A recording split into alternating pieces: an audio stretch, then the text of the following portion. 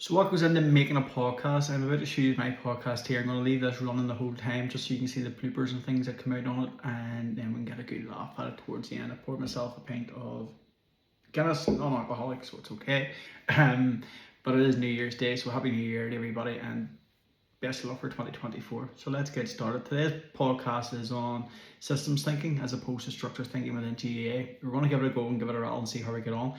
Always find it much harder to talk to myself rather than having someone on the other side, but needs must. We'll give it a crack and see where we are. Anybody hasn't been following this before, you know these podcasts are aimed at bite-sized learning, 8-12 minutes of just information to hopefully spark your interest so you can come back and want to find out more as players, coaches or managers throughout your journey in 2024.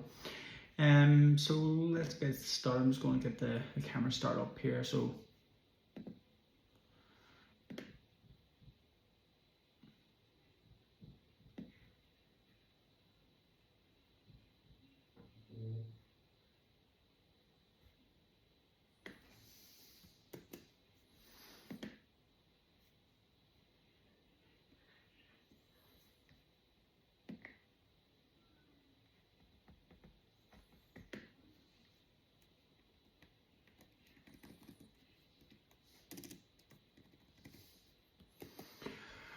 right, so I have made a few notes just on what I'm going to talk about to hopefully have some sort of flow. I don't go into an awful lot of detail in terms of the notes that are there because I don't want them to sound like I'm reading off a page, and I can be good and bad. Sometimes I forget things. Sometimes I can rant on a wee bit and not get the full point across, which is why it's also good to take notes on that too. So today what we're going to do, we're going to talk about what is systems thinking, what is structural thinking, then we'll go into sort of GAA related stuff, where GAA is in a minute in terms of systems of play or structures of play, and we'll try and give some real life examples onto it, some exercises to what to do as well.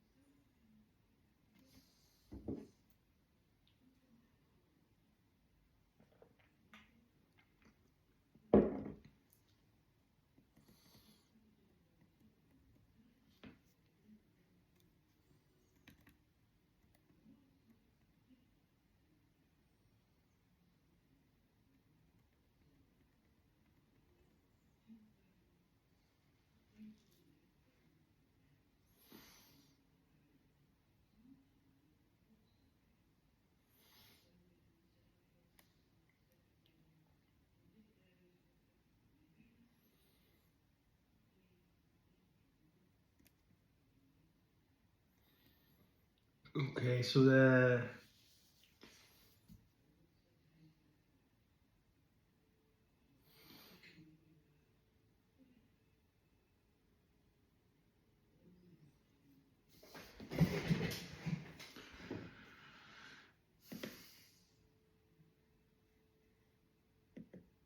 do you call that up?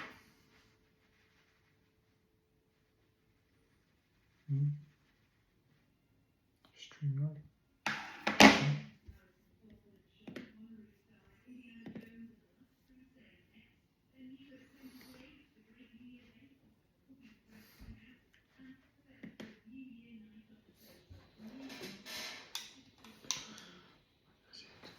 My big glasses.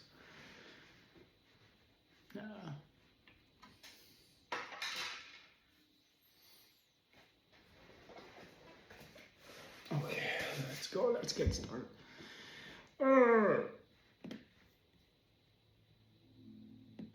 Recording in progress.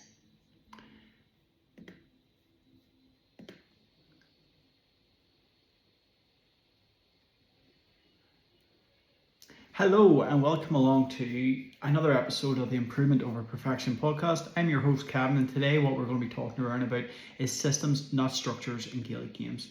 As always, folks, just if you're on here, make sure you like and share. Any feedback or anything, get involved in a bit of conversation on Twitter or any other social platforms. That's great. The idea of these podcasts is to give you some learning in which you can take away over the next year for you to implement within your teams, be that you as a player, coach, or a manager. The idea is that you're able to take something away and apply it in 2024 to continue on improvement within your team as we strive, as always, towards continuous improvement. So look, let's get started in terms of what we're going to be covering today. Today's workshop is entitled Structures, Not... I hope the edit that out. Today's workshop is called Systems, Not Structures, and more in GAA we're hearing things around about systems of play and certain systems of play. And one of the contradictions to that sometimes is that you hear these coaches and spectators saying they were a lot more structured in their play. So I suppose, where do we go if we want to move more towards systems and less towards structures? How do we get the balance right? Understanding a few things to start off with, just in simple terms, what is systems? Systems tend to relate more to, I suppose, in Gaelic games, it's around about the interconnectedness of components of each team within each system. That sounded crap, so I want to change that. So what is systems thinking? Systems thinking involves you understanding how the components of a system work and how they influence each other. Think about it, gears in a clock. If one gear is missing, the whole clock doesn't work. In Gaelic games, it's much the same. It's about seeing the team dynamics, seeing how players work together or network together, how they go about the strategies you're implementing, the tactics you're implementing, how they work and complement each other to form this one cloud as opposed to individual parts. And in the opposite of that, you have structural thinking or individual roles within a team. And as we move towards more systems thinking, it's really important that players start to broaden their horizon and understand that structural thinking, for instance, you may think that you're a cornerback and you only focus on the role of a cornerback, where your player is or what your player is doing. For certain periods of the game, you're almost switched off. You're not interested in the game. The ball's in the opponent's half of the pitch. You're just observing the game as a spectator at that point because you're 70, 80, 90 yards away from the ball. Or another example might be on your kick out. I often see cornerbacks standing still whenever it comes to kickouts because they don't expect to get the ball or they haven't been involved in that training plan for their kickout routine. And that is a massive hindrance as we go through our careers and development within Gaelic games. So if you're thinking around about systems of play, you have to consider the overall game and not just individual aspects of it. So if you're looking at an example for, like, say, a very rigid approach to a structural approach. So systems thinking, consider a team that has shifted from a rigorous structural approach to a systems-based strategy, whereby the coach has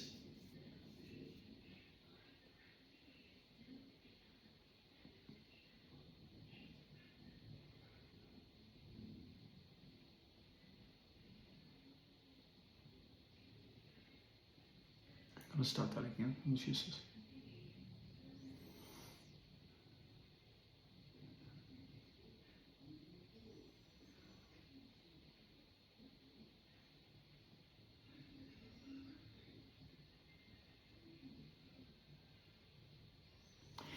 Hello and welcome along to another episode of the Improvement Over Perfection podcast. I'm your host Kevin, and today what we're going to be thinking about is systems, not structures, related to Gaelic games.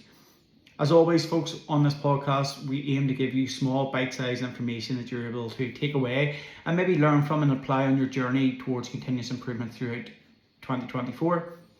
Also, what we hope to do is spark your interest as you go off and maybe have a bit of a look at more in-depth information to help you in your journey. The stuff we're giving you isn't going to change your life overnight. It will take more examining to do, but hopefully it sparks a bit of an interest in you. So what we're going to talk about today is systems over structures within GAA. Now, we over the last number of years have started to use the term systems a lot more in Gaelic games, and it has been conflicted a wee bit whenever we talk about teams are more structured in their system, and that can be a bit of a contraindication, for want of a better phrase. It can be the part of where our understanding of what systems are actually breaks down.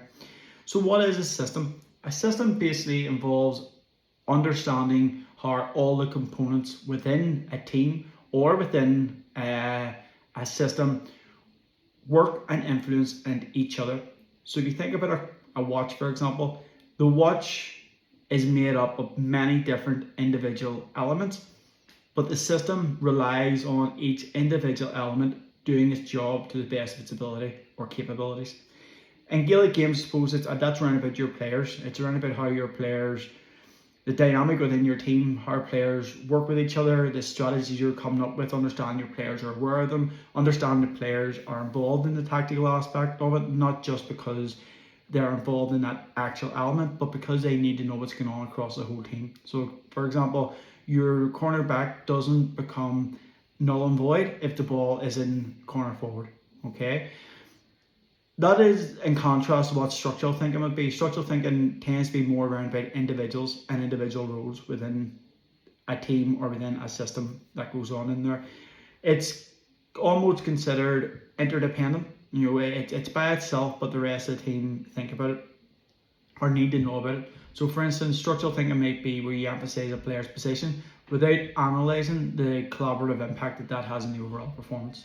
So you might say that your number 2 is your cornerback, his job is to man mark, but you actually don't understand the impact that has whenever it comes, for example, on your own kick out.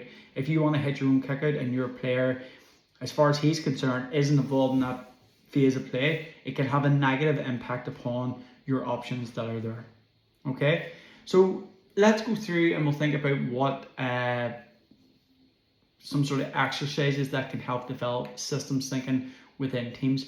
If we take that example of a cornerback, your cornerback is there to do a man marking job and pick up somebody, and I see it all the time whereby you and your team are about to take your kick out and your cornerback is standing there with his hands on his hips, not moving because his man is standing beside him and he's not involved in that kick out phase that you have been practicing.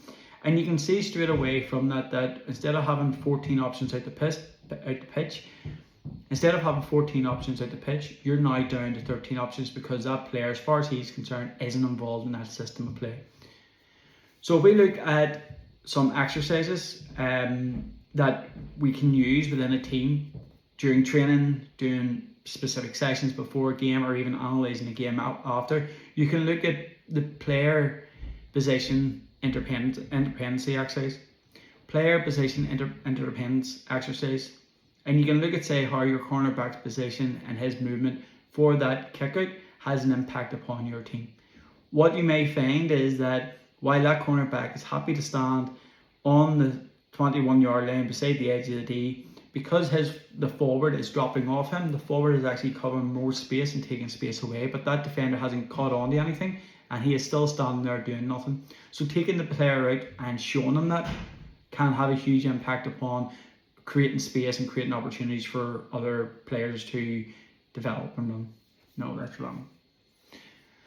So the first one we're going to look at is around about player position. If we can start to get players to think around about their involvement, not as an individual component, but as part of a wider system, especially when it comes to that cornerback who doesn't go for kickouts because he hasn't been involved in the training or he knows his ball's not going to him, that removes a man from your setup and potentially allows for a corner forward to become an extra defender on the other team's part. Why am I not explaining that properly?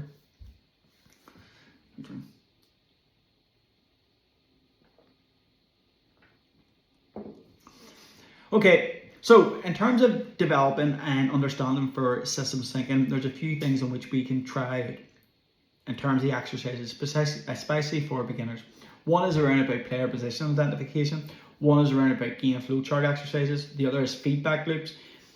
You can adaptability. You can plan for scenarios that may arise, and you can do what's known as an opponent analysis map. The first one around about player position.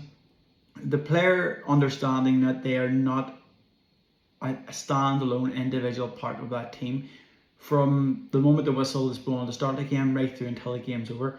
I often see this with cornerbacks, for example. Cornerbacks can be informed that you are a cornerback, you're there to do a man marking job. And whenever it comes to your actual kick out, that cornerback will stand with their hands on their hips, or they'll stand marking their forward. Even though you're in possession of that ball, the player, because he hasn't been involved, he knows the ball's not going short to him, or he knows that the ball's going out left, wide, whatever your tactical setup is, he switches off, and as far as he's concerned, he's not involved in that phase of play.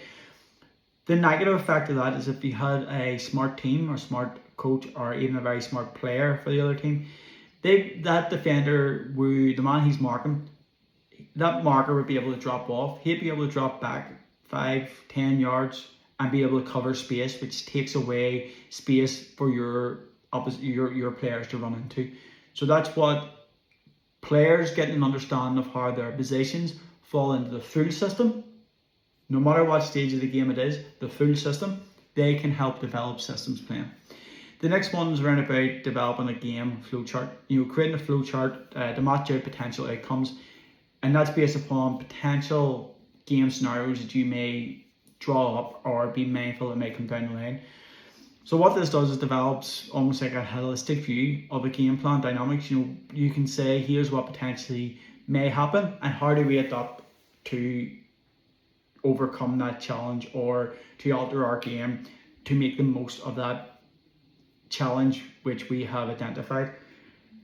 That again is working on the whole system and trying to consider this as a game rather than individual elements of it. Feedback loops help to identify positive and negative things that arise through training or in a game situation. They're probably best taking place within training sessions, and one of the best ways you can do that is to put players to say whether the game's going on, ask them as the observer, get their feedback as to how the session is actually going for them, and that can help develop team morale. It can help improve performance, because rather than being head down, running hard, involved in that exercise, a player can take a step back from it and observe actually what is going on and not be blinded by adrenaline or blinded by any of the emotions that may be going on in their head. It gives them more clarity, and they're actually able to see in real life, actually that is really good, that is not so good, or maybe here's what could make it even better. And they can straight away go in and adapt that through that training session. So the adaptability, how you're able to sort of adapt during a game, we're very good at doing this in the GA, whereby we may drop, say for example, a player you're playing that a player is suddenly injured or a player gets sent off. How does your system do that? While you're doing your training games, don't be afraid to put players out and say to them, look, you've just been sent off or you've got injured, come out of here for 5 minutes and let that team adapt to overcome that challenge, which is a real life challenge, which happens common within games. You should always plan for that. What that does is build a confidence within the team that whenever a player does go off injured, you have 10 minutes left in the match, someone gets sent off, your system adapts, your system changes, and your system adapts for that. And then the last one would be around about sort of opponent analysis, and that is developing sort of even things like mind maps that highlight how other teams operate and what the other team's strategies are, and that allows you to develop potential changes based upon your players' input to real life game situation. And what that means is by empowering them in the analysis that is going on to inform them what other teams are potentially doing and allowing them to take ownership of that and watch out and pre-recorded games, things like that, what they're able to analyze for themselves and feedback to the wider group. What that means is whenever it comes into the actual game itself, they're better able to analyze what's going on and adopt the system again collectively on the pitch, because you may be able to get the message on, or by the time you see it, By the time you get the message on, by the time that message gets around the team, it could be 3, 4, 5 minutes. Whereas if the players themselves are able to adapt in real time and see what the changes are, that change can take 1 minute, 2 minutes, which can be the difference between winning and losing a game. So there are 5 exercises in which you can do to try and understand that teams work on systems more so than on structure. I suppose when you're thinking about benefits of systems thinking, it helps to empower teams. It enhances their adaptability. It promotes innovation. It enables quicker adjustments during matches to take place. It allows for a more comprehensive or better understanding of the game, and ultimately it evaluates and ultimately it elevates your overall team performance. Players are involved in every aspect of it. They see it from the minute the whistle goes to the minute the whistle's over for the game. They don't see it as particular phases of play. It is one phase of play. So in conclusion, I would always say to coaches, managers and players, to embrace systems thinking. It helps for you to develop a far greater understanding of the intricacies of the game. It allows you to be more agile. It allows you to be more effective in your strategies. And above all, it allows players that whenever they're playing, those 15 to start, plus the subs that come on, they're constantly involved in the game. One of our biggest challenges in GAA is that, and I've seen this on Twitter last year, whereby a coach had asked basically, what is your structure for whenever you lose a kick out? Do you coach a structure for that? And the answer should always be no. We have one system, and that one system involves how we play going forward and how we play whenever we don't have the ball. How we play whenever we have the ball and how we play when we don't have the ball. That is your system that goes on, and the more we can get the full system without structure, the better.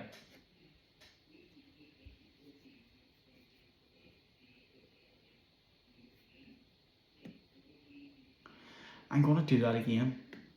I didn't like it. This is tough.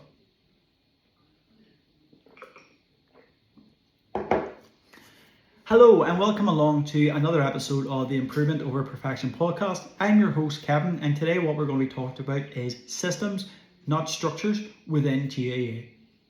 As always, whenever you're listening to these podcasts, we do appreciate any likes or shares or even subscriptions that you may want to make. The idea of these podcasts is that you're able to take away some snippets of information that we provide to you over the next 8 to 12 minutes, and it sparks a bit of an interest into you, and you will continue to maybe want to find out more about that, or you will at least adopt some of the learnings from this and apply it on your continuous improvement journey throughout the next season, be that as a player, coach or a manager. So let's get started and seeing where we are. And I suppose the first place that we start off with is to understanding what systems thinking is. If we think about systems to start off with, systems involves a complete understanding of the connectiveness within a team, within a system, within a wider, more complex dynamic than just an individual perspective on it. In Gaelic games, it would be about seeing the team dynamic and how players work and how players adapt to each other and the strategies that are going on and the tactics that are going on. They are involved in each aspect of that in order for them to enhance their full understanding.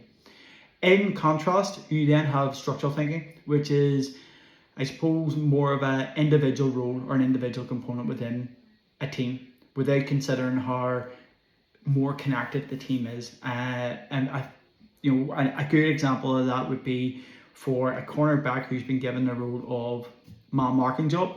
Whenever it comes, and I see this all the time, whenever it comes to your own kick out, I often see cornerbacks standing there, not wanting the ball, not moving for the ball, simply because they know that their job is to man mark and they haven't been involved in whatever strategies that you've developed in order to come up with to regain whatever strategies you've developed to help you retain possession of the ball.